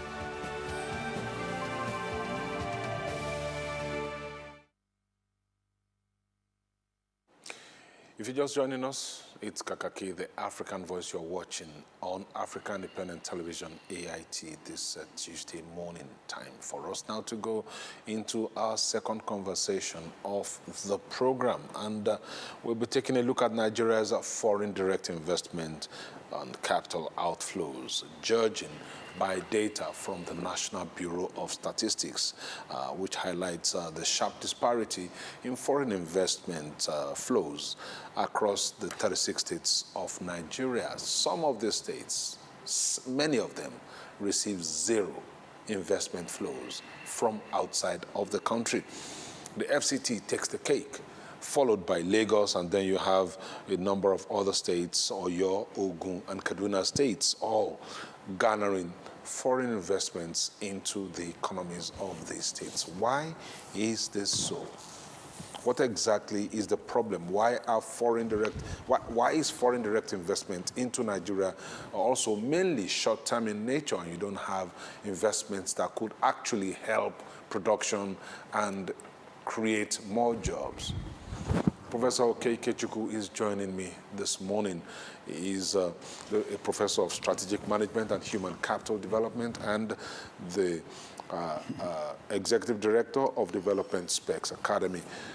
Prof, thank you for joining me this morning. My pleasure. Now, when we talk about foreign capital inflow, how does it differ from foreign direct investment? I am an Australian. Hypothetically, before you go and report me to immigration, I'm in Nigeria. So I decided to come into Nigeria to do some business. That's me coming in to do business.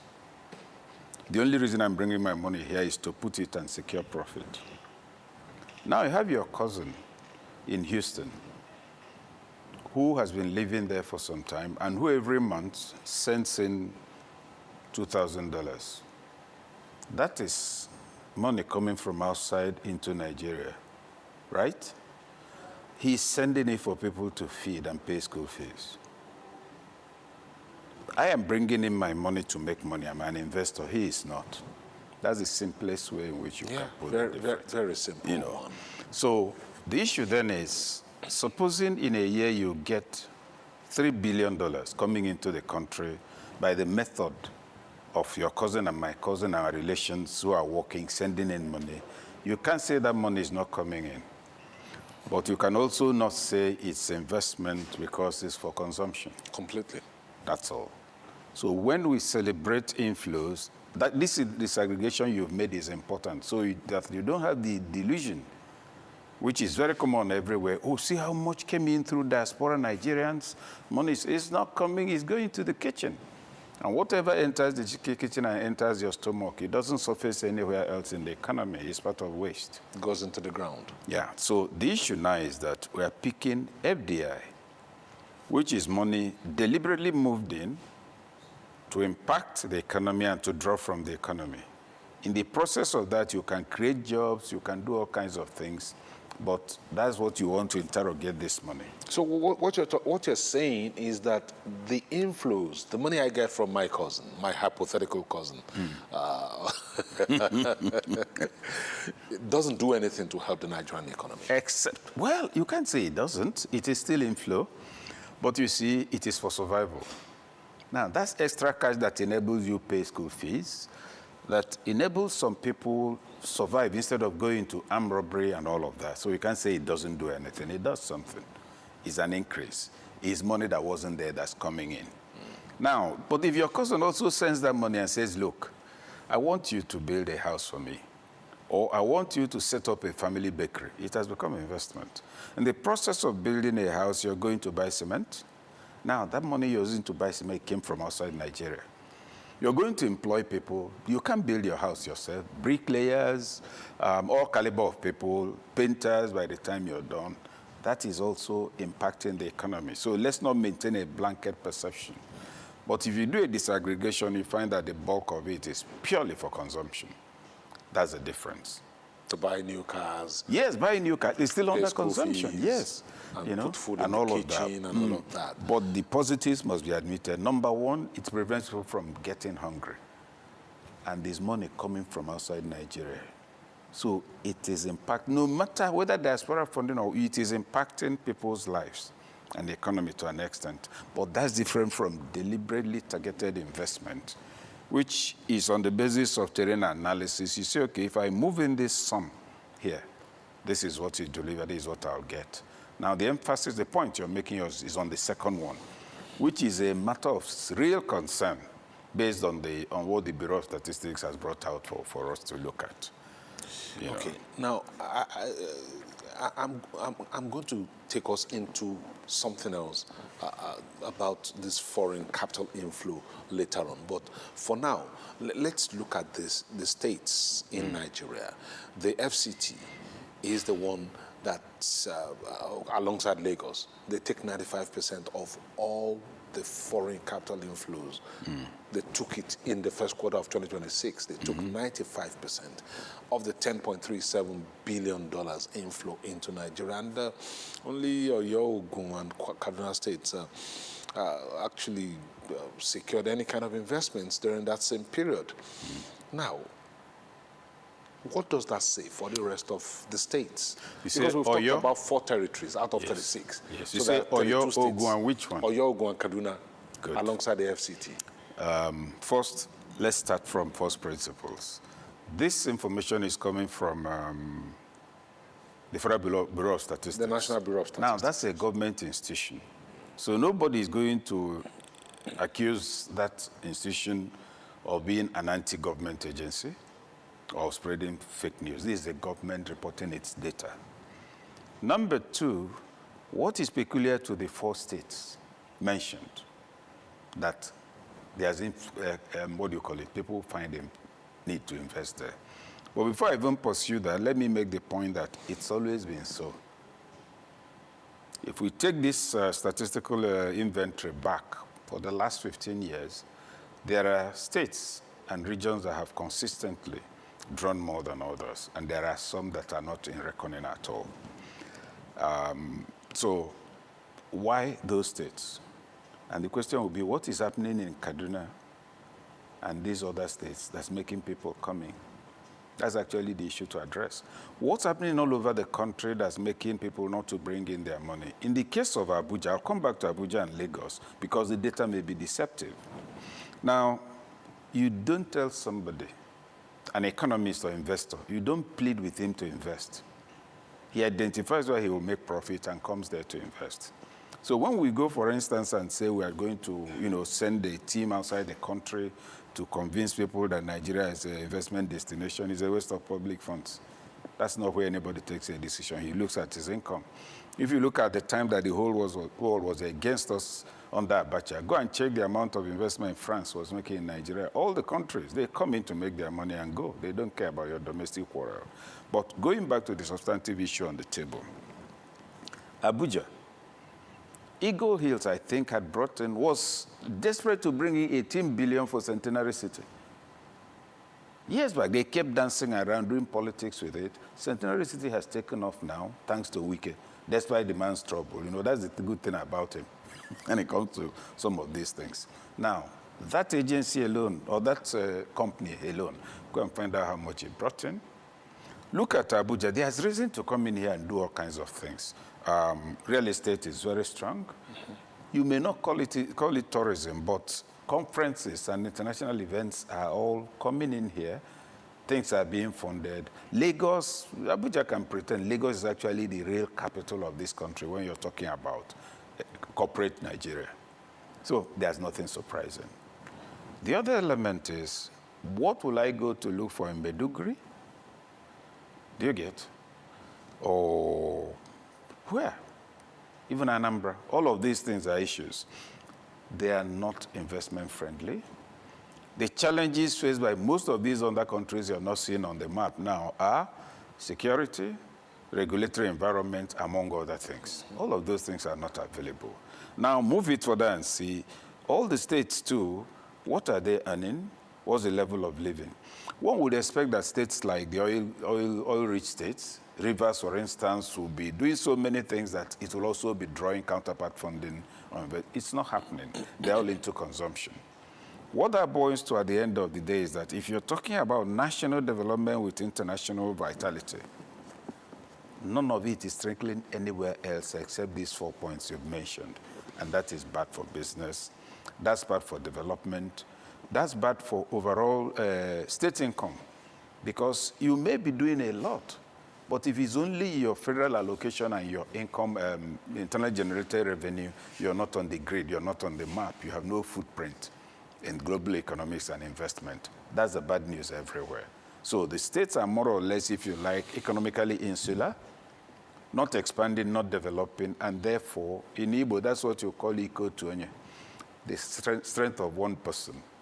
If you're riding a motorcycle, it's the engine that's moving you. If you're riding a bicycle, it's your sweat. Your effort. Now, all the other states are riding bicycles. And that's not good.